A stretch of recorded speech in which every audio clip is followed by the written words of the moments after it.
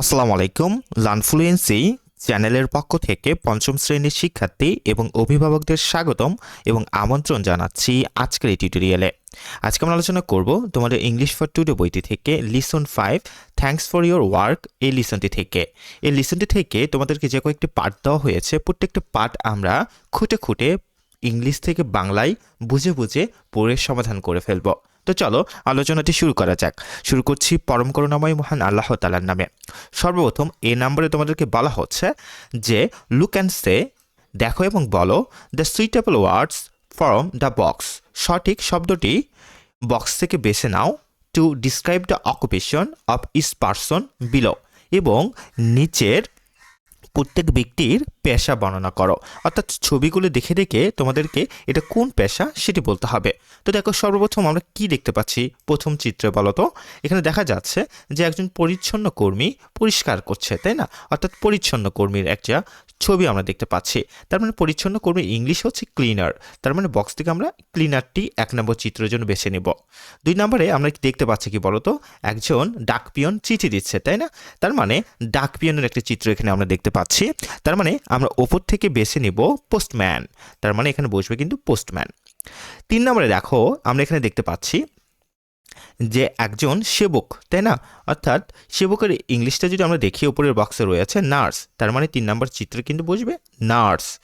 এরপর আমরা 4 নম্বরে কি দেখতে পাচ্ছি দেখো, 4 নম্বরে আমরা দেখতে পাচ্ছি একজন ওয়েটার, তাই না? অর্থাৎ একজন ওয়েটারকে আমরা দেখতে পাচ্ছি যে খাবার পরিচালনা করছে। তার মানে 4 নম্বর পিকচারের জন্য আমরা উপর থেকে শব্দটি নিব ওয়েটারেস। এরপর আমরা দেখতে পাচ্ছি 5 নম্বর একজন রিক্সাওয়ালা, তাই না? বা রিক্সা চালক। এই রিক্সা চালকের জন্য উপর থেকে আমরা যে শব্দটি নিব সেটি হচ্ছে কি বলতো, রিক্সা পুলার, তাই না? রিক্সা পুলার। এরপর সর্বশেষ যেটি রয়েছে আমরা একজন হকারকে দেখতে পাচ্ছি, অর্থাৎ যে নিউজ পত্র বা সংবাদপত্রটি বিক্রি করে, তাই না? তার মানে সংবাদপত্র বিক্রেতা। এর জন্য আমরা উপর থেকে যেটি নেব সেটা হচ্ছে নিউজ পেপার হকার। আচ্ছা, তো এর ওপর থেকে এ নাম্বার অংশটি তোমাদের জন্য। এরপর আমরা তোমাদের এখান থেকে A1-এ যেটি রয়েছে, তাই না? A1-এ তোমাদেরকে কিন্তু উপরের বক্স থেকে সঠিক ওয়ার্ডগুলি নিয়ে তোমাদেরকে গ্যাপগুলি পূরণ করতে হবে। তো চলো প্রত্যেকটা অংশ আমরা একটু বাংলা বুঝে বুঝে এটি করে ফেলবো। তো দেখো A1-এ তোমাদেরকে এখানে বলা হচ্ছে choose appropriate words from the box to complete the dialogue below, then act out the dialogue in pairs. অর্থাৎ বলা হচ্ছে নিচের সংলাপটি সম্পূর্ণ করার জন্য ছক থেকে সঠিক শব্দটি বাছাই করো, তারপর দুজন করে সংলাপটি অভিনয় করো। তো দেখো আমাদেরকে যে ছকে যে ওয়ার্ডগুলি এখানে দেওয়া হয়েছে, তোমরা যদি বইয়ে দেখো যে ওয়ার্ডগুলি এখানে দেওয়া হয়েছে, দেখো প্রথমে সেগুলো বাংলা একটু দেখে নাও। লেটার্স মানে চিঠি, রেস্টুরেন্ট মানে রেস্তোরাঁ, স্ট্রিটস মানে রাস্তাঘাট, প্লেস মানে স্থান, মর্নিং মানে সকাল। তো দেখো এ নাম্বারে বলা হচ্ছে what does a cleaner do, একজন পরিচ্ছন্ন কর্মী কি করেন। বি নাম্বারে দেখো a cleaner cleans our houses offices and streets ETC, তার মানে শূন্যস্থানে কিন্তু বুঝবে স্ট্রিটস, অর্থাৎ একজন পরিচ্ছন্ন কর্মী আমাদের বাড়িঘর, অফিস এবং রাস্তাঘাট ইত্যাদি পরিষ্কার করে। এরপর বলা হচ্ছে what does a newspaper hawker do, একজন সংবাদপত্র বিক্রেতা কি করেন। তো দেখো a newspaper hawker gives us news every morning, একজন সংবাদপত্র বিক্রেতা প্রতিদিন সকালে আমাদের সংবাদপত্র দেন। তার মানে এখানে বসবে কিন্তু মর্নিং, তাই না? আচ্ছা, এরপরে দেখো তোমাদেরকে এ নাম্বারে বলা হচ্ছে what does a postman do, একজন ডাকপিয়ন কি করেন। A postman delivers letters and other item to us, একজন ডাকপিয়ন আমাদের নিকট চিঠি ও অন্যান্য জিনিসপত্র বিলি করেন। তার মানে শূন্যস্থানে কিন্তু বসবে লেটার্স। এবার দেখো এই নাম্বারে বলা হচ্ছে what does a rickshaw puller do, একজন রিক্সা চালক কি করেন। A rickshaw puller takes us from one place to another, একজন রিক্সা চালক আমাদের এক স্থান থেকে অন্য স্থানে নিয়ে যায়। তার মানে শূন্যস্থানে কিন্তু বলছে প্লেস। এরপর দেখো what does a waiter do, একজন খাবার পরিবেশক কি করে। A waiter serves food at the restaurant, একজন খাবার পরিবেশক রেস্তোরাঁয় খাবার পরিবেশন করে। শূন্যস্থানে কিন্তু বুঝবে রেস্টুরেন্ট, তাই না? আচ্ছা, এরপর তোমরা যদি তোমাদের বইয়ে একটু চলে আসো, দেখো দেখতে পারবে তোমাদেরকে এরপরে যেটি বলছে যে বি নাম্বারে read the text about Bulbul and answer the questions below, তোমাদেরকে এই বুলবুল সম্পর্কে চিত্র যাকে দেখতে পাচ্ছ সে বুলবুল, এই বুলবুল সম্পর্কে তোমাদেরকে একটা টেক্সট দেওয়া হয়েছে। এই টেক্সটটি সুন্দর করে পড়ে ফেলতে হবে এবং এই যে প্রশ্নগুলি দেখতে পাচ্ছ B1-এ, এই প্রশ্নগুলোর উত্তর কিন্তু করতে হবে। তো চলো আমরা পুরো টেক্সটে একটু বাংলা বুঝে বুঝে খুঁটে খুঁটে পড়ে ফেলি। তো দেখো বলা হচ্ছে, তোমাদের বইয়ে যদি দেখো প্রথম থেকে, Bulbul collects rubbish from the Shankar area in Dhaka. Bulbul ঢাকার শঙ্কর এলাকা থেকে আবর্জনা সংগ্রহ করে। এভরি মর্নিং, প্রতিদিন সকালে, he walks up at 5 o'clock and walks along the state of Shankar to collect rubbish. আচ্ছা, রাবিশ মানে কিন্তু ময়লা বা আবর্জনা, তাই না? সে প্রতিদিন সকালে 5টায় ঘুম থেকে ওঠে এবং আবর্জনা সংগ্রহের জন্য শঙ্করের রাস্তায় হেঁটে বেড়ায়। People of Shankar put their rubbish in plastic bins and leave them in front of their house. শঙ্করের লোকজন তাদের আবর্জনা প্লাস্টিকের ঝুড়িতে রাখে এবং তাদের বাড়ির সামনে রেখে দেয়। Bulbul walks from door to door to collect them. Bulbul বাড়ি বাড়ি ঘুরে সেগুলো সংগ্রহ করে। Sometimes the bins are very dirty and they smell bad. মাঝে মাঝে ঝুড়িগুলো খুব নোংরা থাকে এবং ওগুলো থেকে দুর্গন্ধ বের হয়। এরপর দেখো, বুলবুল ডাজ নট মাইন্ড। কিন্তু বুলবুল কিছু মনে করে না। He takes out everything from the bins and puts them in his van. সে ঝুড়ি থেকে সব কিছু বের করে নেয় এবং ওগুলোকে তার ভ্যানে গাড়িতে তোলে। হি বিলিভ, সে বিশ্বাস করে, দ্যাট যে অল জবস, প্রত্যেকটা কাজ আর ইম্পর্টেন্ট হয়, গুরুত্বপূর্ণ। হি ওয়ার্কস হার্ড, সে কঠিন পরিশ্রম করে, এভরিডে, প্রত্যেক দিন, to keep this area clean, তার এলাকাটুকু পরিষ্কার করতে সে কঠোর পরিশ্রম করে। এরপর আমরা দেখি, দেখো বলা হচ্ছে, last month Bulbul was sick for 2 days। গত মাসে বুলবুল 2 দিন অসুস্থ ছিল। সো তাই he could not come to collect the rubbish. তাই সে এই আবর্জনাগুলি সংগ্রহ করতে আসতে পারেনি, তাই না? The people of Shankar were in great trouble. শঙ্করের লোকজন এক মহা সমস্যায় পড়ে গিয়েছিল। They got piles of rubbish waiting in front of their houses. তারা দেখলো তাদের বাড়ির সামনে ময়লার স্তূপ পড়ে আছে। The whole area become dirty and unhygienic. সম্পূর্ণ এলাকা নোংরা ও অস্বাস্থ্যকর হয়ে গিয়েছিল। হোয়েন বুলবুল গট ওয়েল, যখন বুলবুল সুস্থ হলো, he came back to Shankar, সে শঙ্করে ফিরে এলো। আচ্ছা, he collected everything from all the bins. যখন বুলবুল সুস্থ হলো, সে শঙ্করে ফিরে এলো। আচ্ছা, সে সকল ঝুড়ি থেকে সব কিছু সংগ্রহ করলো, তাই না? Bulbul does not want to fall sick again. Bulbul আর অসুস্থ হতে চায় না, তাই না? আর অসুস্থ হতে চায় না। আচ্ছা, এরপরে দেখো বলা হচ্ছে তোমাদেরকে যে he realise if he stop working even for a few days only. সে রিয়ালাইজ করলো, মানে বুঝতে পারলো, যদি সে কিছুদিনের জন্য কি হয় বলো তো, অসুখ হয় বা অসুস্থ হয়ে পড়ে, the whole area will turn into a big dustbin. তবে সম্পূর্ণ এলাকাটি একটি বিশাল ডাস্টবিনে পরিণত হবে, তাই না? আচ্ছা, তো এই ছিল তোমাদের এখান থেকে টেক্সটটুকু, তাই না? এরপর তোমাদেরকে কিন্তু এখান থেকে কয়েকটি প্রশ্নের উত্তর করতে হবে, তাই না? এটা গ্রুপে করতে হবে, 2 জন মিলে করতে হবে, জোড়াই করতে হবে। তো এই প্রশ্নগুলির উত্তর আমি তোমাদেরকে কিন্তু এখানে সুন্দর করে দিয়েছি, তোমরা দেখো। আচ্ছা, তো এখানে বলা হচ্ছে কি, দেখো যে now ask and answer the question in pair. এখন নিচের প্রশ্নগুলো 2 জন করে জিজ্ঞাসা করো ও উত্তর দাও। প্রথমে বলা হচ্ছে কি, দেখো S1, অর্থাৎ 2 জন কথা বলছে। S1 প্রথমে বলবে, একজন প্রথমে বলবে এবং দ্বিতীয় জনটি উত্তর দেবে, তাই না? আচ্ছা, তো আমি প্রশ্নের উত্তর আকারে তোমাদের এখানে লিখে দিয়েছি। বলা হচ্ছে, what time does Bulbul wake up. Bulbul কখন ঘুম থেকে ওঠে? Bulbul wakes up at 5 o'clock in the morning. Bulbul সকাল 5টায় ঘুম থেকে ওঠে। এবার বলা হচ্ছে, why do the people of Shankar put their rubbish. শঙ্করের লোকজন কোথায় তাদের আবর্জনা রাখে? The people of Shankar put their rubbish in front of their houses. শঙ্করের লোকজন তাদের আবর্জনা বাড়ির সামনে রাখে। আমরা কিন্তু উপরের যে টেক্সটটা পড়ছি সেখান থেকে অ্যান্সারগুলি করছি, তাই না? Why does Bulbul think that all jobs are important. Bulbul কেন ভাবে যে সব কাজই গুরুত্বপূর্ণ? অ্যান্সারটা একটু দেখো এটার। বুলবুল ভাবছে দ্যাট যে অল জবস আর ইম্পর্টেন্ট, সমস্ত কাজই গুরুত্বপূর্ণ। বিকজ, কারণ every job has its own value and purpose, কারণ প্রত্যেকটি কাজেরই নিজস্ব মূল্য উদ্দেশ্য আছে। What happen when Bulbul become sick. Bulbul যখন অসুস্থ ছিল তখন কি হয়েছিল? হোয়েন বুলবুল বিকাম সিক, যখন বুলবুল অসুস্থ ছিল, the whole Shankar area become dirty and unhygienic. তখন পুরো শঙ্কর এলাকার নোংরা ও অস্বাস্থ্যকর হয়ে পড়েছিল। People got piles of rubbish waiting in front of their houses. লোকজন বাড়ির সামনে আবর্জনা স্তূপ জমে গিয়েছিল। এরপর বলা হচ্ছে what will happen if Bulbul falls sick again. Bulbul যদি আবার অসুস্থ হয়ে পড়ে তবে কি ঘটবে? উত্তরটি দেখো, if Bulbul falls sick again when again the whole Shankar area will become dirty and unhygienic again. It may turn into a big dustbin. বুলবুল যদি আবার অসুস্থ হয়ে পড়ে তবে সম্পূর্ণ শঙ্কর এলাকা আবারও নোংরা ও অস্বাস্থ্যকর হয়ে যাবে। এটি একটি বড় ডাস্টবিনে পরিণত হবে, তাই না? তো এই ছিল তোমাদের এখান থেকে প্রশ্নগুলির অ্যান্সার। তো এরপর তোমরা যদি চলে আসো তোমাদের বইয়ে, দেখো তোমাদেরকে কিন্তু এখান থেকে বিটুতে আরেকটি কাজ দেওয়া হয়েছে, তাই না? বিটুতে আরেকটি কাজ দেওয়া হয়েছে। বিটুতে তোমাদেরকে একটি যে কাজটি দেওয়া হয়েছে এখানে দেখো, তোমাদেরকে মূলত এখানে বলা হচ্ছে যে think of a person who helps your live well. বলতেছে চিন্তা করো এমন একজনকে নিয়ে যে তোমাকে জীবনযাপন করতে সাহায্য করে। Write a composition on this person, এবং সেই লোকটিকে নিয়ে একটি রচনা লিখো। নাও অ্যান্সার দ্য ফলোইং কোশ্চেন্স। যে অ্যান্সারগুলি, যে কম্পোজিশনটি তোমাকে লিখতে বলেছে সেই কম্পোজিশনগুলি কিন্তু এই প্রশ্নের উত্তরের ভিত্তিতে লিখতে হবে, তাই না? তো আমরা দেখি সুন্দর করে একটু লিখে আমরা বুঝে বুঝে পড়ে ফেলি। দেখো আমি তোমাদেরকে ইতিমধ্যে একটু লিখে দিয়েছি সুন্দর করে একটা কম্পোজিশন। এই যে দেখো কম্পোজিশনটুকু। আচ্ছা এই যে অ্যান্সারটা।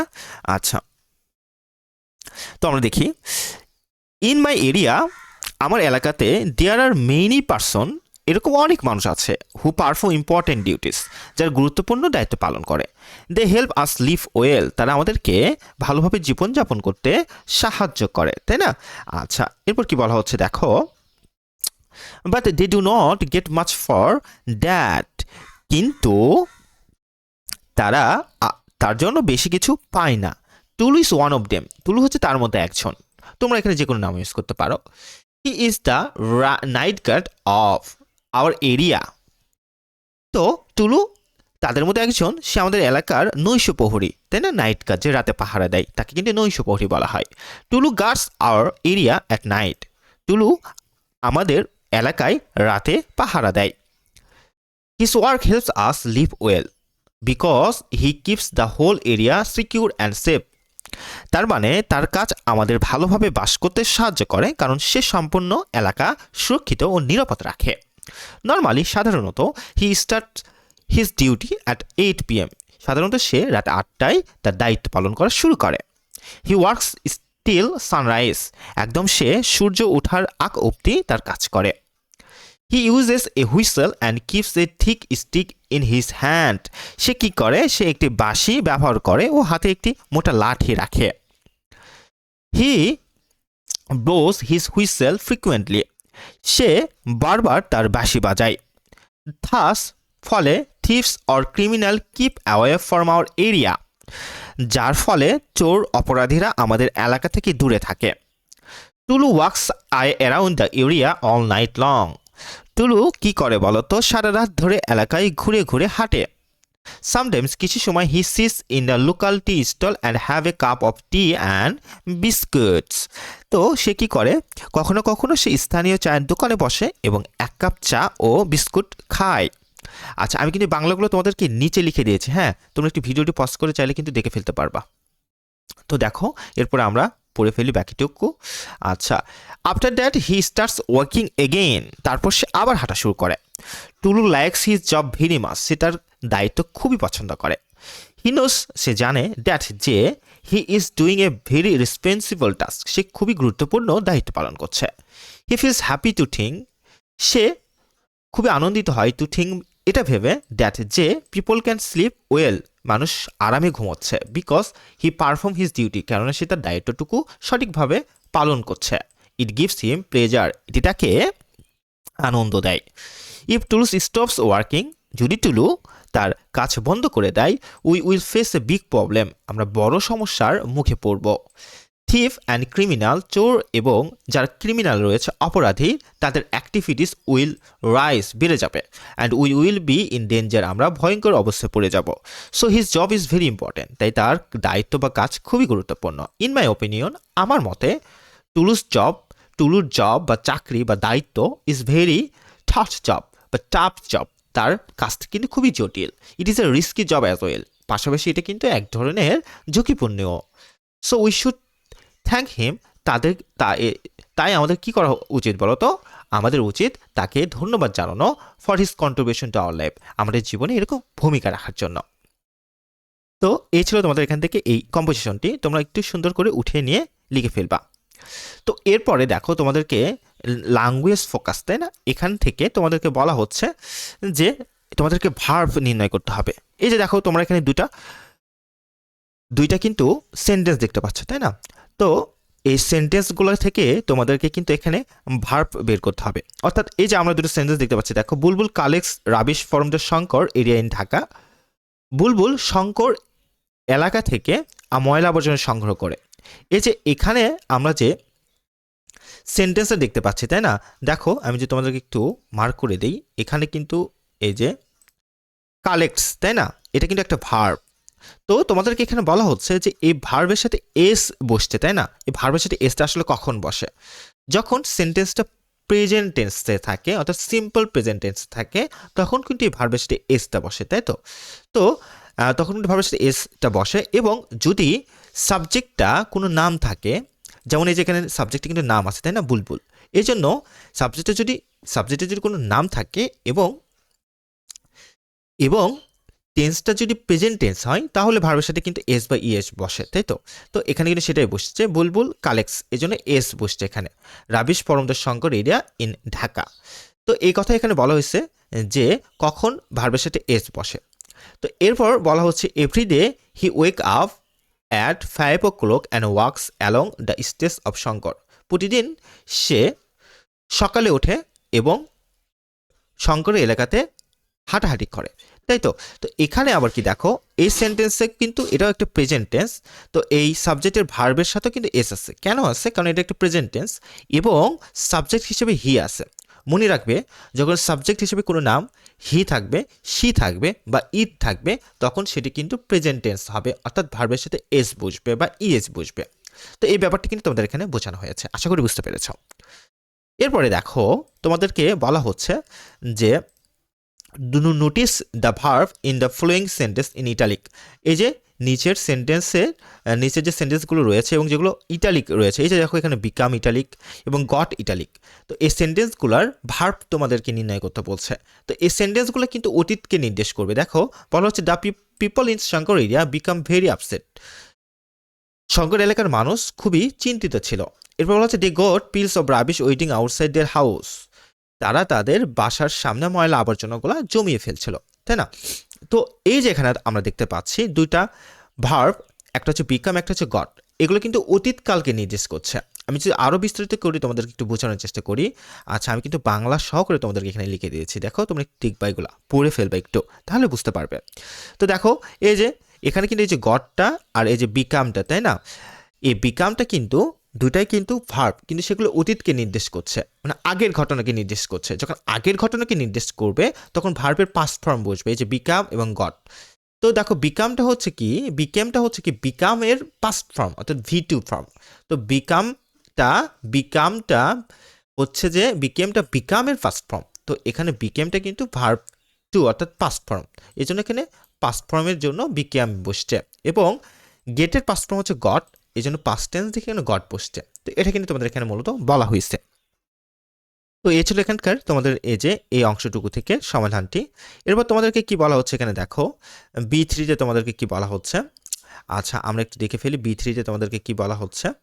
B3-তে তোমাদেরকে এখানে বলা হচ্ছে underline all the verb in text on Bulbul, write down the past form of the verb in the present tense, also write down the present form of the verb in the past tense. অর্থাৎ বলা হচ্ছে বুলবুলের উপর লেখা অনুচ্ছেদের সকল ক্রিয়ার নিচে দাগ দাও, অতীতকালের ক্রিয়াগুলোকে বর্তমান কালে লেখো। এছাড়া আচ্ছা এই অংশটুকু দরকার নেই, তোমরা একটু কেটে ফেলবা। তোমাদেরকে বলা হচ্ছে আমরা যে টেক্সটটা পড়লাম, তাই না? তোমাদের বইয়ে যে টেক্সটটা আমরা পড়লাম, এই যে টেক্সটে যে পড়লাম আমরা, এই যে বুলবুলের যে টেক্সটটা পড়লাম, এখান থেকে যে ভার্বগুলি আছে এগুলোকে প্রেজেন্ট থেকে পাস্ট ফর্ম, পাস্ট থেকে প্রেজেন্ট ফর্মে তোমাদেরকে সাজাতে বলছে। তো আমরা একটু দেখি, দেখো আমি তোমাদেরকে পুরো লিস্টটা এখানে করে দিয়েছি। এই যে দেখো পাস্ট টেন্স এবং প্রেজেন্ট টেন্স, তাই না? এই যে ওয়াজ ভার্ব হিসেবে ব্যবহৃত হয়েছে, এর প্রেজেন্ট টেন্স হচ্ছে অ্যাম, ইজ, কুডের প্রেজেন্ট টেন্স হচ্ছে ক্যান, ওয়ারের প্রেজেন্ট টেন্স আর, বিকামের প্রেজেন্ট টেন্স বিকাম, কেমের প্রেজেন্ট টেন্স কাম, কালেক্টেডের প্রেজেন্ট টেন্স কালেক্ট। এরপর প্রেজেন্ট টেন্স তো পাস্ট টেন্স দেখো, কালেক্টস যা পাস্ট টেন্সে কালেক্টেড, ওয়ার্কস পাস্ট টেন্সে ওয়ার্কড, পুট পাস্ট টেন্সে পুট, লেভ পাস্ট টেন্সে লেফট, আর পাস্ট টেন্সে ওয়ার, স্মেল পাস্ট টেন্সে স্মেলড, ডাস ডিড। তো এভাবে কিন্তু সবগুলো এখানে করে দেওয়া আছে, তোমরা একটু দেখে নিবা। হ্যাঁ, তো এই ছিল তোমাদের জন্য আজকের এই আলোচনাটি। ভিডিওটি ভালো লেগে থাকলে লাইক দেবে এবং অবশ্যই অবশ্যই লার্ন ফ্লুয়েন্সি চ্যানেলটিকে সাবস্ক্রাইব করবে। এবং আমরা ধারাবাহিকভাবে প্রত্যেকটা লেসন এভাবে খুঁটে খুঁটে বাংলায় বুঝে বুঝে তোমাদেরকে সলভ করে দেবো ইনশাআল্লাহ। ভালো থেকো, সুস্থ থেকো। আসসালামু আলাইকুম।